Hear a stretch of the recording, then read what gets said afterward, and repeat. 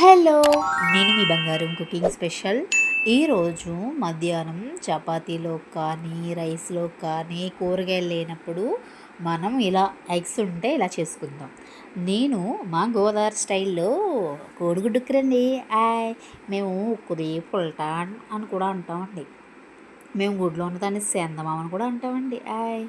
భలే ఉంటుందండి. మనం ఫస్ట్ ఒక గిన్నె పెట్టేసుకుని దాంట్లోని కొంతంత ముందు ఉల్లిపాయలు వేసేయండి, నూనె వేయకండి. మరి ఉల్లిపాయలు ఉన్న నీళ్ళన్నీ బయటకు వచ్చాయి కదా, అందుకని ముందు ఉల్లిపాయలు వేసేసి బాగా తిప్పేసి దాంట్లో కొంతంత పసుపు వేయండి. కొంచెం ఎక్కువ వేసుకోండి, ఎందుకంటే ఎగ్స్ నీసు వాసన అండి, కంపు. అందుకనే ఆ కంపు రాకుండా మనం పసుపు వేసుకోవాలండి. అప్పుడు మనకి స్మెల్ రాదండి. చాలా అంటే చాలా రుచిగా ఉంటుందండి. చూసారు కదా, ఉల్లిపాయలు బాగా వేగిన తర్వాత నేను జీలకర్ర వేస్తున్నానండి. జీలకర్ర చాలా మంచిదండి, త్వరగా అరుగుతుందండి. మీరు ఏది తిన్నా అమ్మో గోదావరి లాంగ్వేజ్ వచ్చేస్తుందండి. మీరు ఏది తిన్నా అరగాలంటే మనం జీలకర్ర కంపల్సరీ వంటలో యాడ్ చేసుకోవాలన్నమాట. సో నేను చెప్పాను కదా, పచ్చిమిర్చి, కరివేపాకు, కొంచెం నా దగ్గర కొత్తిమీర లేదు, ఉంటే వేసుకుంటే చాలా మంచిగా ఉంటుందన్నమాట. ఆ ఫ్లేవర్స్ అన్నీ దాంట్లోకి ఇమిడాలి. సో అందుకని మీరు ఏం చేస్తారంటే దాంట్లో వేసేసి బాగా తిప్పేసేయండి. ఎలా గిరగిరగిరగి తిప్పేయండి బాబోయ్.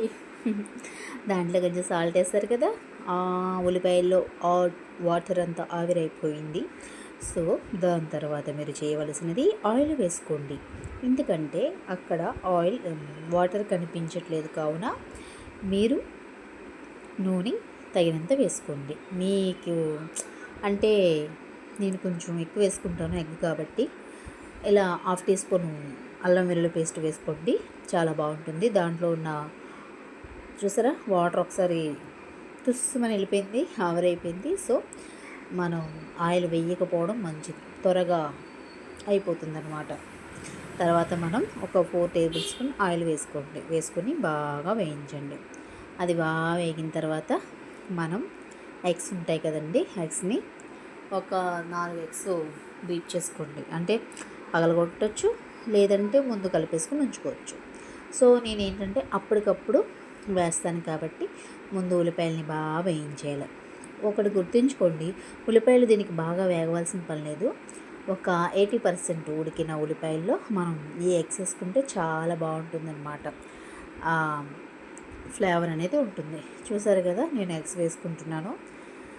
ఒక 4 ఎగ్స్ వరకు వేసుకోండి, చాలా బాగుంటుంది. ఇది పప్పుచారు, ఉప్పు చేప, రసం, సాంబార్, పప్పు, ఆకుకూరలోకి చాలా అంటే చాలా రుచిగా ఉంటుందండి. ఒక్కసారి వేసుకుని తిన్నారంటే సామరంగా వదిలిపెట్టరంతే.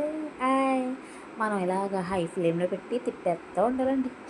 ఎంతవరకు అంటే అది మాడిపోయేంత వరకు అయితే కాదు, మనం హైలో పెట్టేసి మర్చిపోతే మాడిపోతే ఇంకెందుకు పనికిరాదు ఇది. సో మనం మీడియంలో పెట్టుకుని తిప్పుకుంటూ ఉండాలన్నమాట.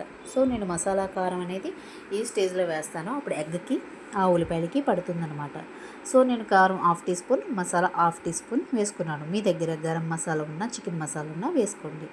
నేను నా సీక్రెట్ మసాలా చెప్పాను కదా మీకు, అది వేసుకున్నాను. సో మీ దగ్గర ఏ మసాలా ఉన్నా 1/2 టీ స్పూన్ వేసుకోండి, ఇది ఇష్టం. లేదు ఇదే వేయాలంటే మ్యాగీ మసాలా వేసుకోండి, ఇంకా టేస్ట్గా ఉంటుంది. ఎవరెస్ట్ మసాలా, ఈస్టర్డ్ మసాలా ఇవి చాలా వచ్చినాయండి మార్కెట్లోకి. డీమార్ట్లో మీకు అన్ని వెరైటీస్ దొరుకుతాయి అన్నమాట. చూసారు కదా, మన ఎగ్ పుల్టా రెడీ అయిపోయింది. వేడి వేడి అన్నంలో చపాతీలో తినేసేయండి. Thanks for watching. నేను మీ బంగారం cooking special vlogs. Thank you so much.